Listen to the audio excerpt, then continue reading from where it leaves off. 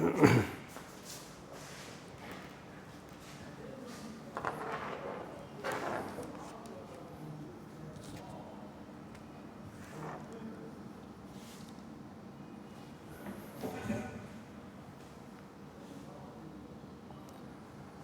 second topic is normal wash, how to complete the normal wash. আমরা একটি normal ওয়াশের sequence পড়ব, যে 100 কেজি গার্মেন্টসের নর্মাল ওয়াশের একটি প্রসিডিউর আমরা আজকে ডিসকাস করব তোমাদের সাথে। ফার্স্ট স্টেপে আমরা যে কাজটা করে থাকি, গার্মেন্টস লোডিং করে থাকি মেশিনের মধ্যে। কোয়ান্টিটি ধরে নিলাম আমি 1000 পিসেস or 100 কেজি, আমি 100 কেজি ধরে নিলাম।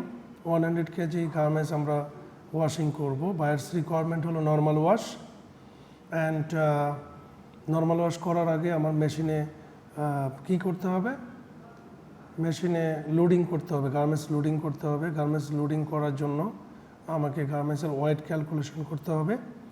1 কেজি ইকুয়াল আমরা ধরে নিলাম যে 1 কেজি গার্মেন্টসে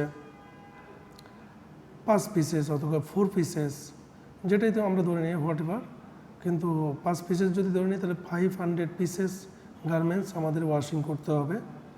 সো 100 কেজি আমি কোয়ান্টিটি ধরে নিয়েছি। লট size depend on the machine size. একটা মেশিন কোয়ান্টিটি কতটুকু থাকবে সেটির উপর ডিপেন্ড করবে। একটা মেশিনে লোডিং ক্যাপাসিটি কেমন সেটা আমাদের জেনে তারপর লোডিং করতে হবে গার্মেন্টসের ওয়েট অনুযায়ী। 100 কেজি গার্মেন্টস আমরা লোডিং করব। ফার্স্ট স্টেপে প্রসেস শুরু করব ডিসাইজিং।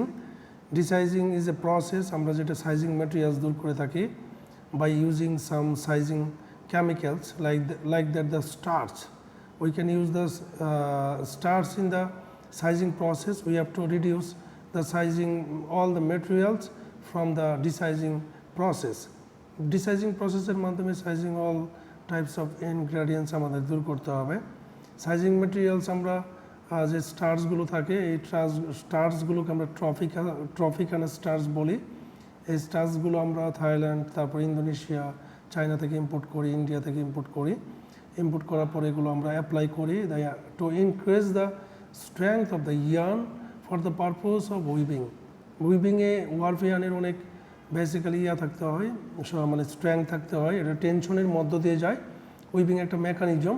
এই জন্য আমরা সাইজ ম্যাটেরিয়ালস অ্যাপ্লাই করে থাকি ইয়ার্নের উপরে। এই সাইজিং ম্যাটেরিয়ালসগুলো আমাদেরকে ওয়াশিং অবশ্যই রিমুভ করতে হবে। এই রিমুভ করার জন্য আমরা ডিসাইজিং প্রসেস ইউজ করে থাকি। আমরা যদি 1:5 কাজ করি তাহলে 100 কেজি গার্মেন্টসের জন্য আমাদের 500 লিটার পানি লাগবে 1:5 যদি আমরা লোডিং করি, এবং লিকার রেশিও এবং ম্যাটেরিয়াল রেশিও 1:5। 500 লিটার ওয়াটার লাগবে। দেন হলো রান দ্য মেশিন রান করার পর আমাদের অ্যাড করতে হবে ডিটারজেন্ট অ্যাড করে আমরা যেটা করব যে এখানে আননেসেসারি যদি কোনো ধরনের সয়েল থাকে অথবা ডাস্ট থাকে সেটা রিমুভ হয়ে যাবে। আমরা টেম্পারেচার দেবো 40 ডিগ্রি টেম্পারেচার থেকে 60 ডিগ্রি টেম্পারেচার। ওয়েস্টটা হবে বেসিক্যালি টাইম অনুযায়ী, টাইমটা হবে 15 থেকে 30 মিনিট। অ্যান্ড দেন 30 মিনিটের পরে আমরা মেশিনটাকে ড্রপ দ্য লিকার করব। যে অপদ্রব্যগুলো বের হলো সেগুলোকে লিকারগুলোকে আমরা ড্রেন করব। ড্রেন করার পর একটি কোল্ড ওয়াশ করব, যেহেতু এটা হট টেম্পারেচারটা হট ছিল আমাদেরকে কোল্ড ওয়াশ করতে হবে। কোল্ড ওয়াশ করার পরে আমাদের সেকেন্ড স্টেপে যেতে হবে। সেকেন্ড স্টেপ হলো রিন্স ওয়াশ হলো 1:5 আমরা আবার 480 বা 500 লিটার পানি নিব। নেওয়ার পর টেম্পারেচার রেজ করবো 40 ডিগ্রি টেম্পারেচার। দেন 5 মিনিট আমরা মেশিনটাকে রান করব। দেন হলো ড্রপ দ্য লিকার। তাহলে সেকেন্ড স্টেপ আমরা রিন্স ওয়াশ করলাম, ফার্স্ট স্টেপে আমরা ডিসাইজিং করলাম, থার্ড স্টেপে আমরা সপেনিং করব। সপেনিংয়ে আমরা 1:5 আবার 500 লিটার পানি নিব, run the machine.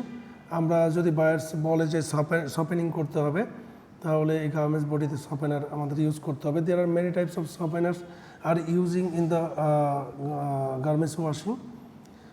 For example flux softener use হয়ে থাকে, cationic softener, anionic softener, non ionic, macro and nano সপেনারও ইউজ হয়ে থাকে। এখন আমরা it's depend on the chemical prices শপিংয়ের অনেক ধরনের প্রাইজেস রয়েছে এবং বায়ার্সের যে প্রাইজেস রয়েছে সেটার সাথে সিমিলার রাখতে হবে, রেখে আমি আমার শপিং আমি অ্যাপ্লাই করব গার্মেন্টস বডির উপরে।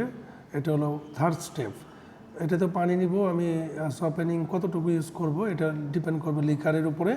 যেহেতু আমরা 1:5-এ 500 লিটার পানি নিয়েছি, তাহলে 0.1 থেকে 0.5 মিলিগ্রাম পার লিটার আমরা ইউজ করতে পারি। আমরা করলে তারপরে আমরা টেম্পারেচার রেজ করব 20 থেকে 30 ডিগ্রি টেম্পারেচার, 5 থেকে 10 মিনিট আমরা মেশিনটাকে রান করব, দেন হলো ড্রপ দ্য লিকার। শপিং করলে কাপড় বা গার্মেন্টস বডির উপরে যে ধরনের ইফেক্ট তৈরি হয় সেটি হলো যে সফট হয়। একটা garments body like that hard, এটা কিন্তু আমরা সফট ফিল করি। ফর এক্সাম্পল একটা ডেনিম প্যান্ট যখন র বডি আমরা তৈরি করি, এটাকে শার্পেনিং করতে হয়।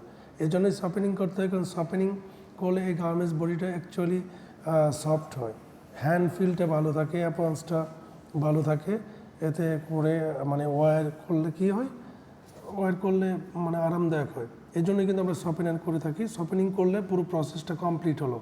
এখন আমাদের ফিনিশিং প্রসেস, এর আগে হাইড্রো এক্সট্রাক্টিং করে নিতে হবে, যেটা আমি এর আগেও বলেছি যে হাইড্রো এক্সট্রাক্টিং মেশিনে আমরা লোড করব। লোড করার পর 2 থেকে 3 মিনিট পরে সমস্ত পানি এই হাইড্রো এক্সট্রাক্টিং মেশিনের মাধ্যমে দূর হয়ে যাবে। ফিফথ স্টেপ হলো ড্রাইং। 70 থেকে 80 ডিগ্রি টেম্পারেচার আমরা করব। এটা গ্যাস ড্রায়ার কাজ করে। গার্মেন্টসের যে ড্রায়ারগুলো ইউজ হয়, গ্যাস ড্রায়ার অথবা স্টিম ড্রায়ার, এই স্টিম ড্রায়ার অথবা গ্যাস ড্রায়ারের মাধ্যমে আমরা বেসিক্যালি 70 থেকে 80 ডিগ্রি টেম্পারেচারের মাধ্যমে 20 থেকে 30 মিনিট আমরা ফিফথ স্টেপ আমরা ড্রাইংটা কমপ্লিট করব। ড্রাইং কমপ্লিট করার পর গার্মেন্টস বডিগুলো আমরা কিউসি চেক করব, কোয়ালিটি চেক। কারণ আমরা জানি যে 2%, 3%, 4%, 5% পর্যন্ত রিজেক্ট হতে পারে। কারণ আমি 100 কেজি গার্মেন্টস মানে 500 পিসেস, এর মধ্যে আমার 10টা গার্মেন্টস রিজেক্ট হতে পারে। এটা ওয়াশিং প্রসেসের পরে কেমিক্যাল রিয়াকশনে কোনো গার্মেন্টসের প্রবলেম হয় বা শেডিংয়ের প্রবলেম হয়, এগুলোকে আমরা রিকভার করতে হয়।